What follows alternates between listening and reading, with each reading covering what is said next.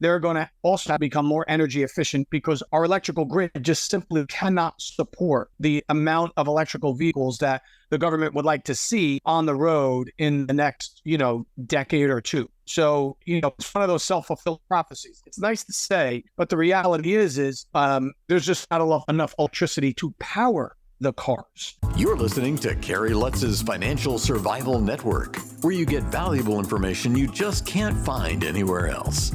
To thrive in today's trying times, you need the Financial Survival Network, now more than ever. Go to financialsurvivalnetwork.com and get your free newsletter and gift. Financial Survival Network, now more than ever. And welcome. You are listening to the Financial Survival Network. I'm your host, Kerry Lutz. Well, Carl Gould is with us now. If you follow this man's advice, regardless what business you're in, you're going to make more money. You're going to do better. Carl, it's great to have you on. So the web is ablaze with the showdown between Threads and Twitter. Threads being the Zuck's answer to Twitter. It's gotten a lot of initial publicity. They also started censoring from day one. They also are kind enough to take all of your data and sell it off to whomever the highest bidder is, whether it's the CCP, Communist Chinese Party, or Amazon, or whoever the highest bidder is. What's your take on this whole dueling social media instant messaging platform here? Yeah, well, I think it's interesting because Meta, Facebook and that owns Facebook, Instagram, and WhatsApp, they've got a couple of advantages here, and they do smell a little bit of blood in the water. In other words, Twitter is on the ropes a little bit. It's not really sure what it wants to be when it grows up. And since Elon Musk bought it, he found out that he's probably got a slightly bigger problem than he thought. Compounded that by the fact that Twitter has never really monetized their platform all that well, whereas Meta has done a great job of monetizing its platforms. But let's look at the difference between the two first. Have you ever had like a friend of yours where if you went to them and you said, "Hey, listen, I want to tell you something, but can you just keep it between us?" That's Threads. Threads is it's a small group and private inner circle chat and communication and networking tool. Whereas you have a friend where if you tell your friend, they're going to blab it out to everybody. Mm-hmm. Yeah. That's Twitter, right? So Twitter is more like your radio channel. You want to share your opinions and your political views and the updates on your particular campaign. Mm-hmm. Whereas Threads is more what's going on. Let's stay up to date between each other, but in a small team group, kind of like a Slack or a Skype is. Yeah. So they are very different between the two. Okay. I totally agree with what you're saying. The one thing that Meta really excelled at was the ad platform. But on the other hand, they now attract the boomers, which by definition is a dying market, or certainly contracting. And really, Instagram has been pulling the whole company along. If I want to see what my friends or college colleagues or fellow high school students are doing, I go to Facebook, and that's just not what Gen Z is into. So what's your take? You think that they can supplant Twitter, or perhaps just put a dent in their users? There's been so many other companies that have tried to unseat the social media giants, whether it's YouTube, Google, Facebook, you name it. There's been a lot of companies that have tried to do what Meta is doing now, and with other platforms, and they've achieved marginal success, but they haven't really become the standard like the existing social media platforms. Yeah. Now, I think what Meta has done really well is that they've recognized that one platform fits nobody. Facebook is the high school reunion. It's where us old folks are on. It's the college reunion. Stay in touch with your friends. But it's where that group is very affluent, and that group spends a lot of money, and that group, it's a trusted platform for that. Instagram is similar. It's just for a younger demographic. It's for the millennial and Gen Z demographic. Now, so they're smart enough to realize that not one platform is for everybody. And that's the problem with Twitter is one platform for everybody, right? On the same platform that I might go follow Ashton Kutcher, I might go for Taylor Swift, I might go for Kim Kardashian, my favorite sports team, my favorite politician, right? That doesn't fit everybody. And what Meta has done really slick is they've recognized that one platform is not for everybody. You know, my son just told me recently, he's 24. He said, Dad, I realized I'm officially old. I said, how do you know that, Sean? He goes, I just opened a Facebook account. Right? He goes, so why? Because he's keeping up with his high school buddies. He's keeping up with his college buddies, his army buddies, right? That's the platform for that. And Instagram is its own commercial platform that stands alone. Threads will become that too. Once they get groups, this is where they're headed. They want to get certain specific niche groups together and then market to them as groups. It's a smart move. All right. Yeah. Well, that's why you can never just rest on your laurels. You always got to be thinking. Now, supposedly that Elon Musk is in the process of developing X, which is going to cover everything. It's going to cover video, Facebook-like posts, Twitter, and also have financial aspects to it with the payment systems and all of this, which let's not forget, that's where Musk made his initial fortune. So perhaps he's going to leapfrog everything that all the other players are doing now. All you got to do, they've got a massive user base. And if content creators see a better opportunity of earning revenue through X rather than through Facebook or through Google's various offerings, they're probably going to take it, right? 100%. I agreed.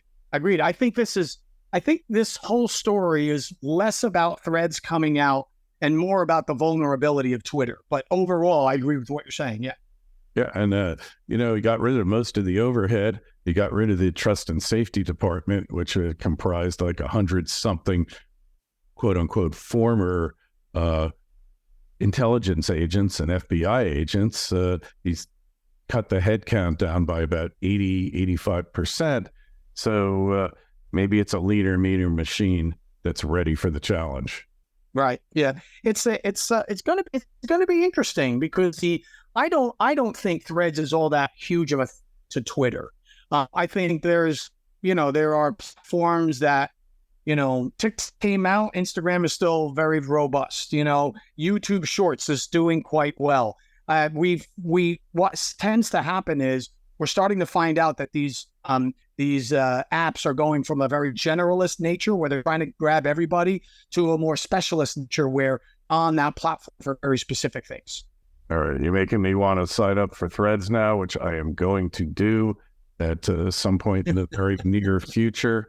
Can you do? Here's what's happening, Kerry. You're either going to join or someone on your team is going to join and drag you into it. That's how it's going to happen. Yeah. Hey, so you're going to be able to do Threads on your desktop as well as your phone, or is it just a phone app? I think for corporate use, you're going to use it on your desktop a lot. Okay. That's how Microsoft Teams and Slack is used. Everybody has a desktop companion. I think that's going to be the same thing. All right. Well, and I'm definitely going to download it. Hey, I actually still use a desktop, unlike many of you out there. I know I'm old-fashioned, but for media work, editing videos and audios, it still is. You could use a notebook, but really hard to use a tablet or a phone to do the kind of things that I want to do on it. Hey, what other trends you seeing here in the business environment post-COVID, post-Ukraine war?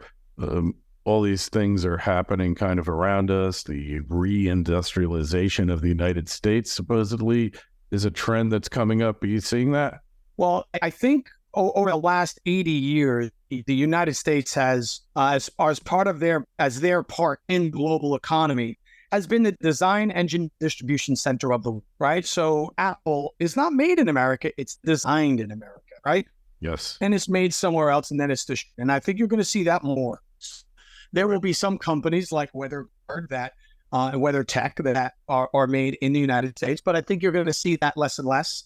There will always be certain manufacturing here where the product line makes sense, like certain autos and others. But I think you're seeing the U.S. move more towards design and distribution hub of the world. Just like China's the manufacturing hub, U.S. is design and distribution. Okay, so as far as the electrification trend, we're talking EVs, we're talking decentralized energy, we're talking solar cells, all these things. What's your take on that? Well, I mean, look, the reality is that electric cars is really the main discussion point here. Electric cars are not as carbon CO2 friendly as we all think, because the CO2 emissions that are created in order to manufacture are greater than the lifespan of just about the lifespan of an internal combustion engine run car. But they're going to figure that out. They have to, because in order for the survival of the sector, we're going to have to figure out how to less havoc on the environment in the manufacturing process, while at the same time, they're going to also have to become more energy efficient, because our electrical grid just simply cannot support the amount of electrical vehicles that the government would like to see on the road in the next, decade or two. So, it's one of those self-fulfilling prophecies. It's nice to say, but the reality is there's just not enough electricity to power the cars. And the emissions to manufacture the cars is still a problem.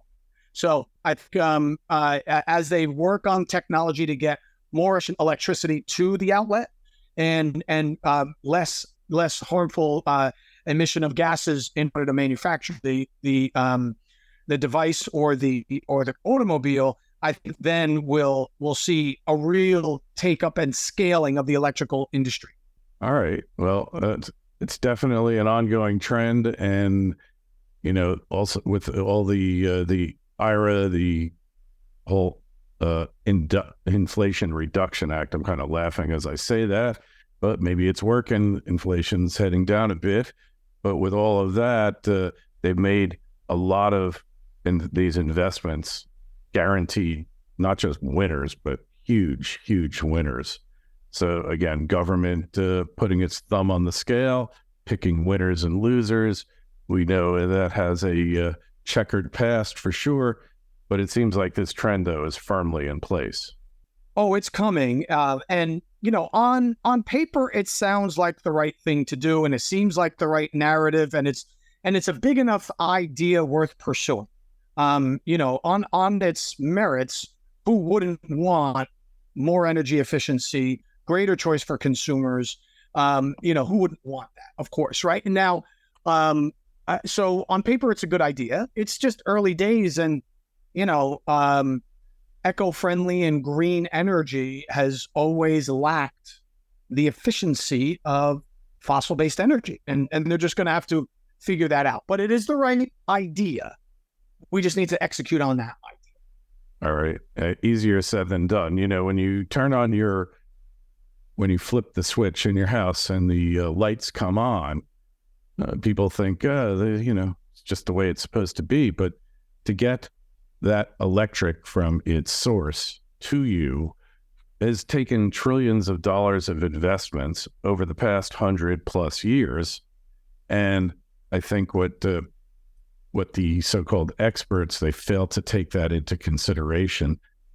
There's a system in place, and it involves a lot of moving pieces. Yes, the new digital economy can make those moving pieces and add in others and make them viable, but it's a monumental task, is what I'm saying. Tens of trillions of dollars over the next couple of decades. Yeah, and it's the risk that's involved often gets overshadowed, because without entrepreneurs and businesses that are willing to take the risks to find these things, and really nurture these businesses, we're not going anywhere. So we really do need them. And until someone's willing to take that risk, nothing's going to go anywhere. Yeah. So the government's put all these people taking the risk, and they've literally signed a blank check. There's no limitations on many of the subsidies involved, the incentives involved. they could run into the trillions and trillions of dollars. Eventually, government's going to say, we just can't afford this, or we don't need to do it anymore. The industry's on its own. Have fun. And then that's going to be interesting to see who's swimming against the tide, or who, as Warren Buffett says, you don't know who's wearing a bathing suit until the tide goes out, right? Right. There you go. So, all right. Well, very interesting times. Hey, Carl, just tell us where we find you, how we connect with you on the web. So carlgould.com is a good place where you can learn a lot about me, and also my personal website, carl360.com, CARL360.com is another way to find me, and you could reach me there, and that's the best way to interact with me. All right. Links are in the show notes to this interview on financialsurvivalnetwork.com. Click them. You'll get right through to Carl's sites. If you got a question or comment, shoot me an email when you're at the site. Please sign up for your free newsletter. Got a great one going out early next week. Carl, always a pleasure. Thanks for stopping by. Thanks for having me, Kerry. Thanks for listening to Kerry Lutz's Financial Survival Network, your solution to today's trying times. For the latest, go to financialsurvivalnetwork.com. Financial Survival Network, now more than ever.